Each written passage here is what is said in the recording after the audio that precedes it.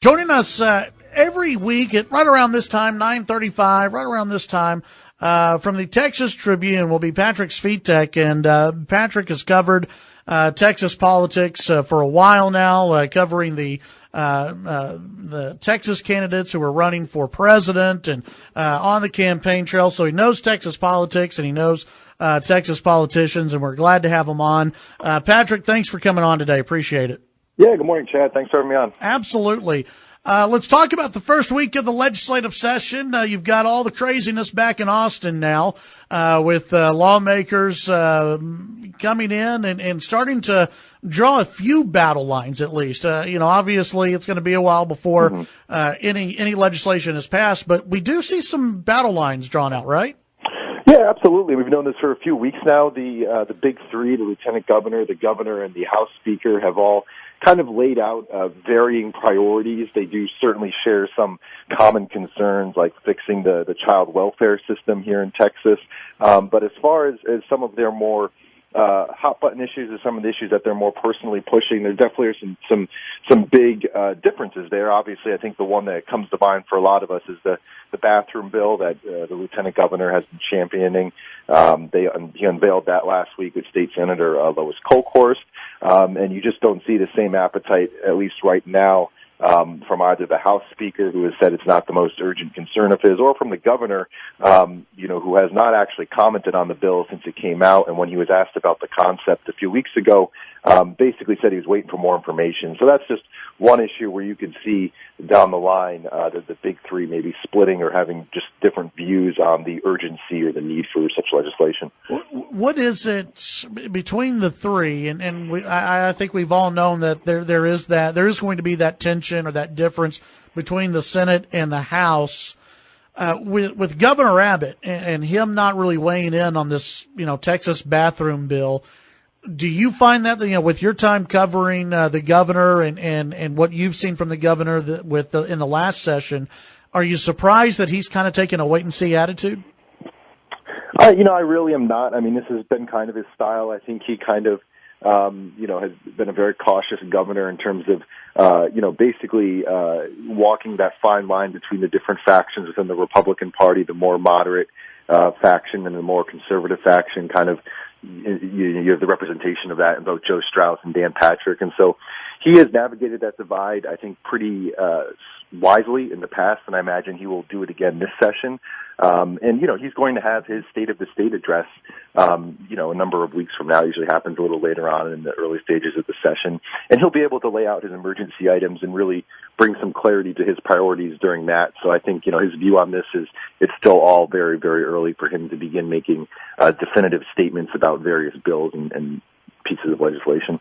One of the more interesting votes was for House Speaker this year. For the first time, Joe Straus didn't have an opponent, and every single Republican and every single Democrat voted for Joe Straus. When are the fireworks going to start, though? Because we know they're coming, right? I mean, it's not going to be a kumbaya moment in the House forever. Yeah, exactly. As you pointed out, every session since he took the gavel, I believe in 2009, he has kind of headed into the regular session with some kind of opposition, or some kind of actual challenger.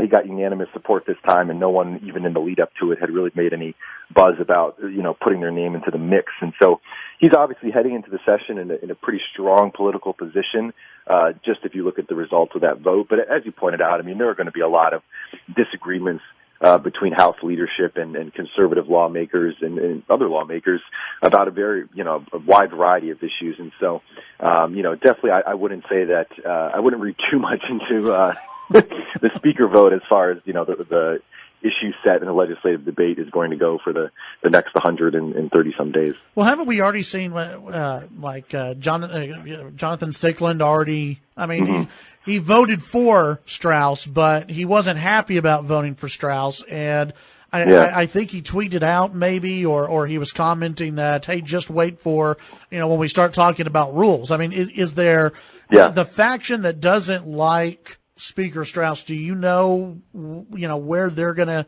try and go after him as far as rules? Is that what they're going to try to do? Yeah, I mean, I think rules is a big focus for them. There was some of that debate that already played out a little bit this week. And, I've seen some of those conservative lawmakers, those Straus critics, they've been quoted as saying at this record vote that happened on the speaker's position on Tuesday, that they were going to vote yes just to show how, kind of pointless they believe it is, and that, just basically stay tuned and see how we vote on other things before you begin to characterize us as all buddy-buddy with Straus now. So, again, I think there's still plenty of fireworks to come, and the rules will be a part of that. Yeah, absolutely. Next week is going to be, as I understand it, a short week. What are you expecting for next week? What's the buzz around the Capitol today for next week? Yeah, well, both chambers are coming back on Tuesday. They've already taken a pretty long break. So they've worked very hard. Okay, they've worked very hard. Yeah.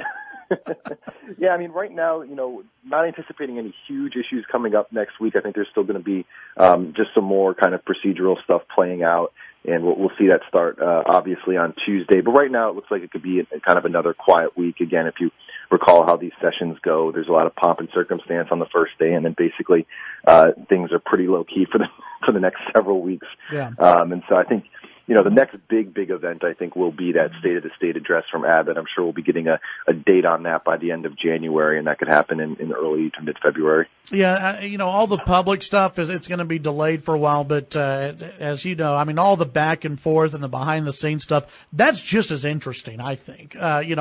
What's being said and who is jockeying for what, and I think that's just going to be interesting this go-around. I want to point out one of your stories that you had yesterday, and that was about Governor Abbott and the massive war chest that he has. $34.4 million is what he has in the bank. That's an astonishing number. It is, absolutely, and it comes after he raised another $9 million in the last half of last year. That's his biggest 6-month fundraising haul since he took office. I mean, he has a reputation as a very strong fundraiser, and I think those numbers just continue to affirm it. And again, I mean, not that, we are hearing a lot of buzz about potential primary or general election challengers for him in 2018, but that has to be one of the main reasons why someone would think twice about challenging would be that money going into 2018, because that is just, as you pointed out, that's just kind of an absurd amount of money for him to have in the bank at this point. Yeah, absolutely. Patrick, appreciate your time today. What are you working on for people to check out at Texas Tribune? They can check out texastribune.org. Y'all have got a lot of great pieces up. What are you working on for maybe later on today? Yeah, we're covering Ted Cruz and John Cornyn at the Texas Public Policy Foundation's annual policy orientation here in Austin today. They're going to be speaking, I believe, in tandem, and they're going to be speaking to reporters afterward together. So that's something you usually don't see. But it should be an interesting moment. I imagine they're going to kind of speak a little bit about kind of what to expect from Congress under the new president, Donald Trump.